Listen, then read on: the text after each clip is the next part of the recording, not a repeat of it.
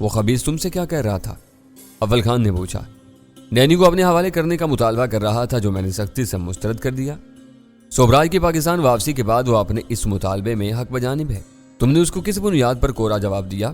اس نے میری بات کاٹ کر پوچھا۔ اس نے اپنی حماقتوں سے سوبراج کو روپوشی کی راہ دکھائی ہے۔ جب تک وہ منظر عام پر نہیں آتا میں اپنا وعدہ پورا کرنے کا پابند نہیں ہوں۔ ویری گڈ، تمہارا ہیلا بہت جاندار ہے۔ تم تھانے کی طرف ضرور جاؤ، لیکن مجھے تھوڑی سی مہلت دے دو۔ میں پولیس کے پہنچنے سے پہلے سنیل کی بیوی سے ملنا چاہتا ہوں۔ تم اطمینان سے ادھر جا سکتے ہو۔ میری کوشش ہوگی کہ معاملہ طول پکڑے۔ ابھی میرے ذہن میں خیال آیا کہ ہم از خود کونسل خانے کو اطلاع نہ دیں، بلکہ تھانے میں اپنے قیدی کی ستائی کرتے رہیں۔ جب ان لوگوں کو اپنے آدمیوں کے بارے میں کہیں سے کوئی خیر خبر نہیں ملے گی تو وہ خود ان کی گمشدگی کی رپورٹ درج کرائیں گے۔ اس کے جواب میں انہیں بتایا جائے گا کہ ان کا ایک آدمی سولچر بازار کے تھانے میں بند ہے اور دوسرا سرکاری مردہ خانے میں احتیاط سے رکھا ہوا ہے۔ یہ بہترین تجویز ہے۔ ان لوگوں کے ساتھ یہی سلوک ہونا چاہیے۔ ویرا اضطراری انداز میں بول پڑی۔ جب یہ لوگ ہر عالمی کنونشن اور معاہدے کی خلاف ورزی کرتے ہوئے اپنے جنگی قیدیوں کو حیوانوں جیسے آہنی پنجروں میں بند کر کے ذرائع ابلاغ پر ان کی کھلی تشہیر کر سکتے ہیں، تو ہم ان کے مجرموں سے قرار واقعی سلوک کیوں نہیں کر سکتے؟ امریکی دن بہ دن مغرور ہوتے جا رہے ہیں، میں نے رسانیت سے کہا۔ اپنی برتری کے زوم میں وہ دنیا میں اپنی مقبولیت کھوتے جا رہے ہیں۔ وہ دن زیادہ دور نہیں جب اس کرۂ ارض پر بسنے والا ہر انسان ان سے نفرت کرنے لگے گا۔ کوشش کرو کہ ان کا کمانڈو اپنی رہائی سے پہلے لنگڑا، لولا اور معذور ہو چکا ہو۔ یہی ہوگا۔ اول خان کی آواز پرعزم تھی۔ یہ امریکی خود مختار قوموں کی آزادی پر شبخون مارتے ہیں تو حیوان بن جاتے ہیں، اپنی حریف قوموں کے حکمرانوں کا بھی لحاظ نہیں کرتے، ان کے ساتھ کھلے بندوں بدسلوکیاں کرتے ہیں اور دنیا بھر کو دکھاتے ہیں۔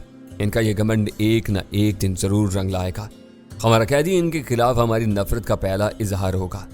تمہاری ان باتوں سے دل میں ٹھنڈک سی پڑ رہی ہے، تم اسے ادھیڑو، میں مسز سنیل کی خبر لیتا ہوں۔ تم نے آج کا اخبار تو دیکھ لیا ہوگا؟ اول خان نے پوچھا۔ شاندار کہانی چھپی ہے۔ اس کے بعد سوبراج کے لیے نجات کا ہر دروازہ بند ہو چکا ہے۔ میں نے کھلے دل سے اس کی تعریف کی۔ دیکھنا ہے کہ اب وہ کون سی راہ اختیار کرتا ہے۔ آج اسے مراد بھی واپس لے لی گئی ہیں۔ وقت کا پہیہ اس کے خلاف کردج میں آ چکا ہے۔ آثار بتا رہے ہیں کہ جلال کسی وقت بھی راج محل پر دھاوا بول دے گا۔ اس سے کوئی فائدہ نہیں ہوگا۔ اب سوبراج بھول کر بھی وہاں کا رخ نہیں کرے گا۔ وہ ادھر جائے یا نہ جائے، یہ علامتی کارروائی ضروری ہو گئی ہے۔ سب کو پتہ چل جانا چاہیے کہ اب وہ ایک معزز سیاستدان نہیں رہا، ایک مطلوب مجرم بن چکا ہے۔ وہ کوبرا بنا ہوا تھا۔ پجیرو والے قصے میں ہونے والی خون ریزی اس کی پیشانی کا داغ بن گئی ہے۔ اسے یہ بھی بتانا پڑے گا کہ راج محل میں آنے والی میری کلارک اب کہاں ہے۔ یہ سب اس وقت کی باتیں ہیں جب وہ ہم میں سے کسی کے ہاتھ آ جائے گا۔ اس نے وقت کے دہاڑے کو سمجھ لیا ہوگا۔ اب وہ مشکل سے کسی کی گرفت میں آئے گا۔ تم ٹھیک کہہ رہے ہو۔ اول خان کی آواز تفکر امیز ہو گئی۔ ہم نے یہ نہیں سوچا تھا کہ اپنے خلاف ہونے والی کارروائیوں کے بعد وہ روپوش بھی ہو سکتا ہے۔ میرے ذہن میں یہ اندیشہ روز اول سے موجود تھا۔ پہلے وہ عزت دار آدمی تھا، اب اس کی حیثیت بدل چکی ہے۔ ہمارے لیے اس پر ہاتھ ڈالنا آسان ہو گیا ہے۔ اسی موضوع پر مزید کچھ باتیں کرنے کے بعد اول خان سے گفتگو ختم ہو گئی۔ اس سے بات ہو جانے کے بعد رہا سا ابہام بھی دور ہو چکا تھا۔ پولیس والوں نے مہمان بن کر رات والے واقعے میں مداخلت کی تھی۔ انہیں اس معاملے کے سر پیر کا کوئی علم نہیں تھا۔ قیدی سے یہ توقع ابز تھی کہ وہ خود اپنے جرم کا اعتراف کر لے گا۔ پولیس والوں نے اسے پکڑا اور لے جا کر تھانے کے لاک اپ میں ڈال دیا تھا۔ اس واردات کے بارے میں سنیل کی بیوی سے کسی پوچھ گچھ کی نوبت نہیں آ سکی تھی۔ کبھی کبھی مجھے تم پر رشک کے ساتھ غصہ آنے لگتا ہے۔ کچھ دیر کے سکوت کے بعد ویرا بولی، تم بعض معاملات میں بیٹھے بٹھائے اس طرح صحیح قیافے لگا لیتے ہو جیسے تم کو سب کچھ پہلے سے معلوم رہا ہو۔ یہ تمہاری غلط فہمی ہے۔ ذرا سے سکون اور توجہ کے ارتکاز سے تم اس سے بھی بہتر نتائج اخذ کر سکتی ہو۔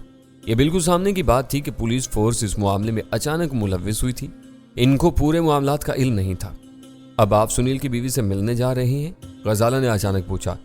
ہاں، میں نے مسکرا کر اسبات میں جواب دیا۔ میں اول خان سے باتوں میں اس ارادے کا اظہار کر چکا تھا۔ میرا اندازہ تھا کہ وہ میرے اس ارادے پر کوئی اعتراض نہیں کرے گی یا کم از کم میرے ساتھ چلنے کی ضد کرے گی، لیکن میرا جواب سننے کے بعد اسے یکا خاموشی اختیار کر لی۔ میں ناشتہ سے فارغ ہو چکا تھا۔ کچھ دیر بعد میں نے روانگی کے ارادے سے اپنی جگہ چھوڑی تو مجھے حیرت ہوئی کہ ان تینوں میں سے کسی نے میرے ساتھ چلنے پر اصرار نہیں کیا۔ گھر میں STF کے 2 آدمی مستقل طور پر مامور تھے، اس لیے کسی کو میرے ساتھ باہر آنے کی ضرورت پیش نہیں آئی۔ ان دونوں میں سے ایک نے پھاٹک کھول کر گاڑی باہر نکالنے میں مجھے مدد دی और मेरे रवाना होने के बाद दरवाज़ा बंद कर लिया। गुलशन इकबाल से सोल्जर बाजार तक का फासला ज़्यादा नहीं था। सुबह के नौखात में सड़कों पर ट्रैफिक का ज़्यादा दबाव नहीं था। मैं ज़रा सी देर में सुनील के घर पहुंच गया। मैंने अपनी गाड़ी इस 2 मंजिला मकान के सामने रोकी और नीचे उतरा तो मुझे सीनों तक रसाई का दरवाज़ा बंद नजर आया। मैंने संगलास सतून पर लगा हुआ बटन दबाकर घंटी बजाई और ऊपर से किसी जवाब का इंतजार करने लगा। मुझे अंदाजा था कि इस घर में औरत अकेली थी और रात के वाक़े से खौफजदा थी। मैंने दूसरी मरतबा घंटी बजाने से पहले खासा तवील इंतजार किया और आखिरकार वो इंतजार बारआवर साबित हुआ। ऊपरी मंजिल का दाखिली दरवाज़ा खुला और मुझे वहाँ एक सुबह कंदाम खातून का दिलकश चेहरा नजर आया, जिस पर खौफ की परछाइयाँ लर्जा थीं। दिन के उजाले में उसकी पेशानी पर लगी हुई सुर्ख बिंदिया दूर से चमक रही थी। मैं सुनील का खैर ख्वाह हूँ, ऊपर आना चाहता हूँ, मैं नरमी से कहा। वो फौरी तौर पर कुछ नहीं बोली, अपनी जगह पर खामोश खड़ी मेरी तरफ देखती रही। उसका वो तजब्ज़ुब मेरे लिए काबिल फ़हम था। मैंने उसे नज़रें चार किए रखने के बजाय अपना सर झुका लिया। मुख्तसर सी मुद्दत में मैंने उसकी आंखों में खौफ व हिरास के साए लर्जा देख लिए थे। मैं उसे सोचने और फैसला करने का पूरा मौका देना चाहता था। आखिरकार उसकी नरम और मुतरन्नुम सी आवाज़ सुनाई थी, अंदर हाथ डालकर कुंडा खोल लो और ऊपर आ जाओ। मैंने दरवाजे की आहिनी ग्रिल में से अपना हाथ गुजार कर खटखट रोला और उसे खोलकर अंदर दाखिल हो गया। मेरे ऊपर पहुंचने तक वो अपनी जगह पर खड़ी रही। मेरे अंदर दाखिल होने के बाद उसने दरवाज़ा बंद किया और उलझन अमेज लहजे में बोली, मैंने तुमको पहले कभी नहीं देखा, तुम कौन हो और सुनील को कैसे जानते हो? इन बारीकियों में ना पड़ो, मैंने उस मुख्तसर लेकिन आरास्ता ड्राइंग रूम में एक सोफे पर बैठते हुए कहा। मैं उसकी तलाश में पहली बार यहाँ आया हूँ। मैं उसको बताना चाहता हूँ कि वो जिस रास्ते पर चल रहा है वो सरासर तबाही की तरफ जा रहा है। वो घर पर नहीं है। मैं खुद भी उसके लिए परेशान हूँ। मेरी जुबान से हमदर्दी के 2 बोल सुनते ही उसकी आवाज़ दिल गिरफ्तार सी होगी। मुझे मालूम है कि वो घर पर नहीं है, सोबराज के साथ कहीं गायब है। अगर तुमको उसके ठिकाने का इल्म है तो उससे राब्ता करो और उसे बताओ। सब बेकार है। उसने गहरा सांस लेकर मेरी बात काट दी। सुनील मेरी कोई बात नहीं सुनता। सोबराज की दौलत की चकाचौंध ने उसे अंधा कर दिया है। सोबराज बड़ा आदमी है, वो अपने बचाव के 10 रास्ते निकाल लेगा। सुनील पर बुरा वक्त आया तो उसे कोई नहीं बचा सकेगा। मैं भी उसे समझाती हूँ। मेरे लबो लहजे से मुतासर होकर मुझसे अज खुद खुलती जा रही थी। उस अपनी बात जारी रखते हुए कहा, पहले सब ठीक ठाक था लेकिन कुछ दिनों से एक के बाद एक गड़बड़ होती जा रही है। अब तो कुछ लोग सोबराज के खून के प्यासे हो गए हैं। मुझे डर है कि उसके साथ सुनील भी मारा ना जाए। कल रात कोई गोरा सोबराज की तलाश में यहाँ आया था। मैंने उसके चेहरे पर नजरें जमा कर सवाल किया। वो जबरदस्ती घर में घुसा था तो उसने सारे कमरे देखे, मुझसे टेढ़े सवाल किए और फिर गालियां देता हुआ वापस चला गया। सोबराज बहुत ऊंचा और गंदा खेल खेल रहा है। वो बहुत बुरी तरह मारा जाएगा। तुम आज का अखबार देखोगी तो तुम्हें उसका असल चेहरा नजर आ जाएगा। हमारे घर अखबार नहीं आता। मैं बाहर गई तो जरूर अखबार देखूंगी। वो घनौना आदमी है। मैंने सुना है वो तुमसे चोरी छुपे मिलता रहा है। उसका चेहरा सुर्ख हो गया। वो फौरी तौर पर मेरी बात को कोई जवाब नहीं दे सकी। चंद लम्हों की खामोशी में अपने अंदरूनी उबाल पर काबू पाकर उसने कमजोर आवाज में कहा, तुमको ये बात किसने बताई है? मेरा राजमहल में आना जाना है। ऐसी बातें छुपी नहीं रहती, सीना बसीना आगे बढ़ती रहती हैं। सुनील को भी इन मुलाकातों का इल्म हो चुका होगा। वो बेगैरत आदमी है। सुनील का नाम सुनते ही वो फट पड़ी। वो पहले से मुझे समझाता रहता था कि कभी सोबराज मुझसे दोस्ती करना चाहे तो मैं उससे इनकार ना करूं। वो सोने के अंडे देने वाली मुर्गी है। उसे खुश करके हम बहुत जल्द मालदार बन सकते हैं। एक दिन सोबराज ने मुझे राजमहल में बुलवाया तो मैं इनकार नहीं कर सकी। सुनील टंडो आदम क्या हुआ था? वो दिन है और आज का दिन। सोबराज उसे बहाने से शहर से बाहर भेज देता है और मुझे बुलवा लेता है। सुनील उसको अपनी इज्जत अफजाई समझता है। इसमें नाम को भी मर्दाना गैरत नहीं है। वो ये सब क्यों कर रहा है? मैंने पूछा। ये उसका लालच है। वो अपने शौहर की घटिया हरकतों पर खुश नहीं थी। वो ज्यादा पढ़ा लिखा नहीं है। कहीं और नौकरी करेगा तो उसे 4-5 हज़ार रुपए से ज्यादा तनख्वाह नहीं मिलेगी। सोबराज उसे 20,000 देता है। वक्त बे वक्त के इनाम उसके अलावा हैं। तुम उसके दोस्त हो। जनसानियों की खामोशी के बाद वो दोबारा बोलने लगी। उसे समझाओ और गैरत दिलाओ कि वो ये रास्ता छोड़ दे। बात करते करते वो यकायक लपक कर मेरे करीब आ गई और ससराती हुई नीची आवाज में अपनी बात जारी रखी। कुछ दिनों से सुनील की हरकतें पुरस्रार हो गई हैं। वो घर आता है तो चुप चुप और खोया खोया रहता है। मैं पूछती हूँ तब भी वो कुछ नहीं बताता। मुझे खौफ आने लगा है कि बात अब बेगैरती से भी आगे बढ़ गई है। वो मेरे बहुत करीब आ गई थी। मैं उसको कुर्ब से बौखलाकर सोफे के कोने में सिमट गया। वो इस वक्त अपने ख्यालों में खोई हुई थी। उसे गुमा हुआ कि मैंने एक तरफ से रखकर उसके लिए अपने करीब जगह पैदा की है। वो वहीं टिक गई। क्या बेगैरती से आगे भी कुछ हो सकता है? मैंने कुछ सोचे समझे बगैर उसकी बात से बात मिलाते हुए रवा रवे में पूछा, مجھے ڈر ہے کہ وہ سوبراج کی خوشنودی حاصل کرنے کے چکر میں کسی جرم کی دلدل میں دھنستا جا رہا ہے۔ اس بار اس کی آواز سرگوشیانہ اور خوف آور ہو گئی۔ وہ تنہا اور سہمی ہوئی عورت تھی۔ اس کا شوہر اسے حالات کے برحم دھارے میں یکو تنہا چھوڑ کر غائب ہو گیا تھا۔ اسے شدت سے کسی سہارے کی تلاش تھی۔ میں نے اس کے سامنے پہنچ کر سنیل کی خیرخواہی کا فرضی اندیا دیا تو اس گھبرائی ہوئی عورت نے کسی چھان بین کے بغیر آنکھیں بند کر کے مجھ پر اعتبار کر لیا۔ اس وقت اسے شدت سے کسی ہمدرد اور ہمنوا کے سہارے کی ضرورت تھی۔ میری ذات کی صورت میں اسے وہ سہارا میسر آ گیا تھا۔ میں نے حیرت سے آنکھیں پھاڑ کر اس کی طرف دیکھا اور پھر خود ہی ڈرامائی لہجہ اختیار کرتے ہوئے کہا، جو بات میں کھل کر نہیں کہہ سکا تھا وہ تم نے بھاپ لی ہے۔ معلوم ہوتا ہے کہ اپنے شوہر کے بارے میں قدرت نے تمہیں کوئی چھٹی حص بھی دی ہوئی کہ سوبراج بہت بڑا مجرم ہے۔ آج کا اخبار اس کے کالے کرتوتوں سے بھرا ہوا ہے۔ وہ اس ملک سے غداری کر کے دشمنوں کے لیے کام کر رہا ہے۔ وہ اپنے ساتھ سنیل کو بھی مروا دکھا اور تم ہاتھ ملتی رہ جاؤ گی۔ پہلے مجھے صرف شبہ تھا، لیکن کل صبح وہ دونوں زخمی حالت میں گھبرائے ہوئے یہاں آئے تو مجھے یقین ہو گیا کہ وہ دونوں خون خرابی کی راہ پر چل رہے ہیں۔ سنیل کے بدن پر گولیوں کے 3 زخم تھے۔ سوبراج کے کپڑے بھی خون سے لتھڑے ہوئے تھے۔ ان دونوں نے مجھے اپنے قریب نہیں آنے دیا۔ گھر بند کر کے خاموشی سے بیٹھنے کا حکم دیا اور دونوں ایک کمرے میں بند ہو گئے۔ وہاں انہوں نے خود ہی ایک دوسرے کی مرہم پٹی کی ہوگی اور کپڑے بدلے ہوں گے۔ میں ان دونوں سے ڈرنے کے باوجود اندر کی سن گل لینے کی کوشش کر رہی تھی۔ دوپہر کو ایسا معلوم ہوا جیسے سوبراج کسی سے فون پر بات کر رہا ہو۔ میں نے دوڑ کر گھر کا دوسرا فون اٹھایا تو ہماری لائن فارغ تھی۔ میں سمجھ گئی کہ وہ اپنے سیٹلائٹ فون پر کسی سے بات کر رہا ہوگا۔ وہ اس چھوٹے سے سیٹ کو ہر وقت اپنی جان سے زیادہ عزیز رکھتا ہے۔ راج محل میں میرے ساتھ وقت گزارتے اس نے کئی بار سب کچھ بھول بھال کر اس فون پر آنے والی کالز سنی تھی۔ اسے پہلی بار اپنے دل کی بھڑاس نکالنے کا موقع میسر آیا تھا، اس لیے وہ مسلسل بولے جا رہی تھی۔ میرے لیے وہ نئی اور اندر کی باتیں تھیں، اس لیے میں کوئی نکتہ آفرینی کیے بغیر بالکل خاموشی سے اس کی باتیں سنے جا رہا تھا۔ بولتے بولتے وہ سانس لینے کی رکی تو میری محویت کا تسلسل ٹوٹ گیا اور میں نے مصربانہ انداز میں کہا، مجھے معلوم ہے کہ وہ اس ذاتی فون پر اپنے بیرونی آقاؤں سے ہدایات لیتا ہے اور غداروں سے رابطے قائم کرتا ہے۔ تم نے اس کی کچھ نہ کچھ باتیں تو ضرور سنی ہوگی۔ وہ فون پر کیا کہہ رہا تھا؟ بند کمرے میں اس کی آواز کبھی دھیمی اور کبھی تیز ہو جاتی تھی۔ وہ بتانے لگی۔ وہ اڑتی اڑتی باتیں میرے پلے نہیں پڑ سکی۔ اس وقت مجھے یہ خوف کھایا جا رہا تھا کہ وہ دونوں کہیں سے مار کھا کر آئے ہیں۔ میں نے ان کی مرضی کے خلاف کوئی حرکت کی تو وہ میرے ساتھ بری طرح پیش آئیں گے۔ وہ شاید اپنے کسی دشمن اور رپوشی کی باتیں کر رہا تھا۔ پھر کیا ہوا؟ میں نے اسے دوبارہ لقمہ دیا۔ کچھ دیر بعد وہ دونوں کمرے سے ایک چھوٹا سا تھیلا لے کر نکلے۔ ان کے زخموں کی مرہم پٹی ہو گئی تھی، کپڑے بھی صاف تھے، لیکن سوبراج کا چہرہ زرد پڑا ہوا تھا، شاید اس کے زخموں سے زیادہ خون بہہ گیا تھا۔ سنیل نے جانے سے پہلے مجھے صرف اتنا بتایا کہ کچھ نامعلوم دشمن بلا وجہ ان دونوں کے خون کے پیاسے ہو گئے تھے۔ ان سے بچنے کے لیے وہ دونوں کسی نامعلوم ٹھکانے کی طرف جا رہے تھے۔ خطرہ ٹلنے تک اس نے مجھ سے فون پر رابطہ رکھنے کا پکا وعدہ کیا تھا۔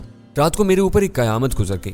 امریکی گورے نے میرے بدن کو کسی مویشی کے بدن کی طرح نوچا اور ٹٹولا تھا، جیسے میں نے ان دونوں کو اپنے کوکھ میں چھپایا ہوا ہو۔ وہ مجھے ننگی ننگی گالیاں اور دھمکیاں دے کر چلا گیا۔ میں اس کی دہشت سے رات کو ایک پل کے لیے بھی نہیں سو سکی، مگر اب تک سنیل نے پلٹ کر میری کوئی خبر نہیں لی۔ پتہ نہیں وہ کہاں ہے۔ اس کے آخری اور بے ساختہ فکرے میں مجھے وہ جواب مل گیا جس کی تلاش میں میں نے اپنے گھر سے وہاں تک کی دوڑ لگائی تھی۔ میں نے ایک زمانہ دیکھا ہوا تھا۔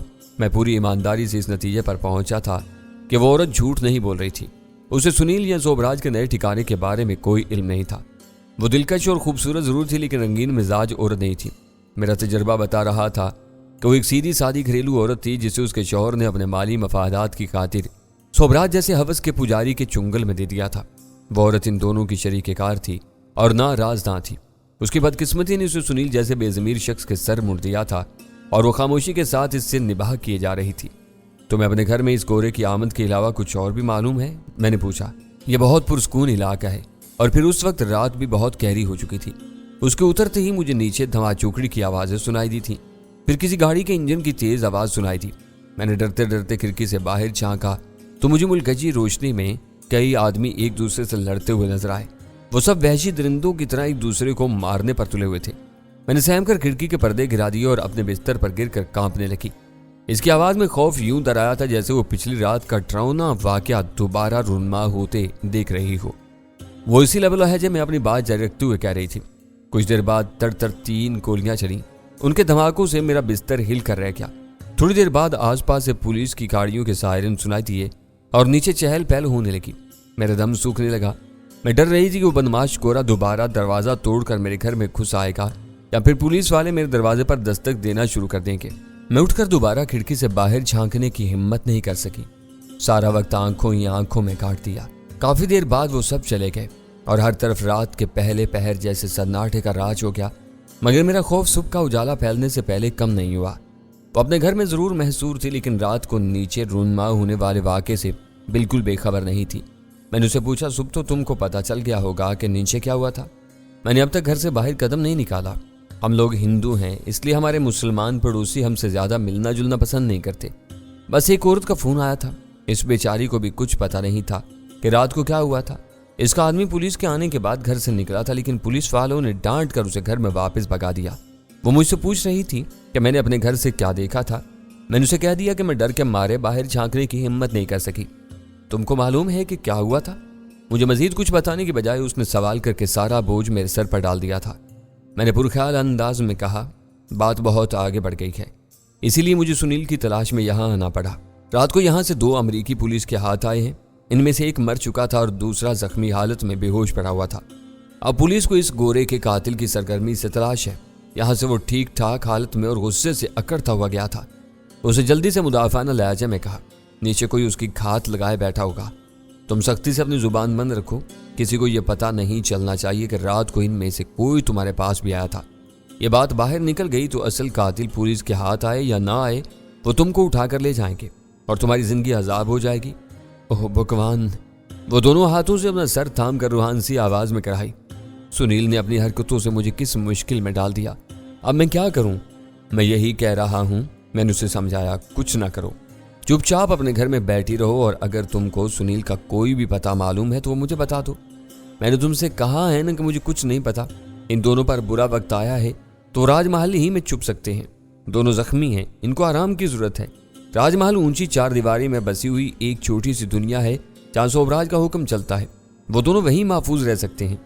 वो घरेलू औरत थी, उसने मेरी सोच के मुताबिक बहुत अहम रायजनी की थी, मगर मैं जानता था कि सोबराज इस वक्त किसी हालत में राजमहल का रुख नहीं करेगा। मैंने उसे फ़ोन पर बात करते हुए बहुत वाज़ेह अल्फाज में बता दिया था कि राजमहल में उसकी तनख्वाहों पर पलने वाले मुलाजमों की फ़ौज में निक्के बाकायदा मुखबर भी मौजूद थे, जिन्होंने उसे मैरी क्लार्क की आमद और फिर वहाँ से पजीरों में पुरस्रार रवानगी की पूरी तफसीलात बता दी थी। ऐसे नमक हराम मुलाजमों की मौजूदगी से बाखबर होने के बाद सोबराज अपने घर लौटने की आमाकत नहीं कर सकता था।